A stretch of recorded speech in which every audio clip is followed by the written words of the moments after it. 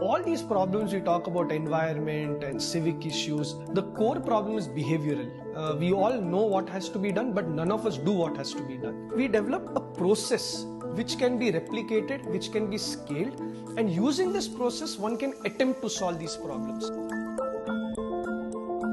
All these problems we talk about, environment and civic issues, the core problem is behavioral. We all know what has to be done, but none of us do what has to be done. We have worked with about 100 to 200 schools, both private and government. I think we have saved in the last 2 to 3 years about 100,000 liters of water. So the first thing we made the students do was we provided them a water audit. The school was using water at some centers, the consumption was very high. So the first place was hand wash area. We kind of asked the students to measure. So we took a beaker, they switched on the tap for 10 seconds how much of water was coming, they gauged that. Okay, so you can see that over here the flow is slowed down. The students actually put this intervention inside the tap, and then we realized that the same beaker which was full, when we had no intervention inside the tap, almost was full for like 1/4 or like half. So the rest 3/4 or the half of the beaker was still free. So now imagine when you're washing the hands day in and day out in schools, how you can save a lot of water there.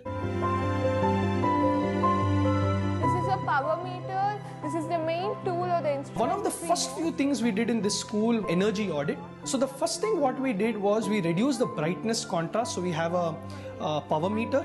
For the first time the students actually understand how much of energy the computer is consuming, and once they understand, they work on the brightness contrast, and I think each computer saves about 1 unit per month. So imagine if there are 50 computers, 60 computers, they can do that. Simple intervention can be done by the students. So now let's make it to 0. Yeah, I'll just show you the difference. Yeah. At 0, it has reduced. We have seen now watts. students coming up with a lot of solution when it comes to technology, and these students are taking technology to solve these problems. So basically this dustbin has been divided into 2 parts.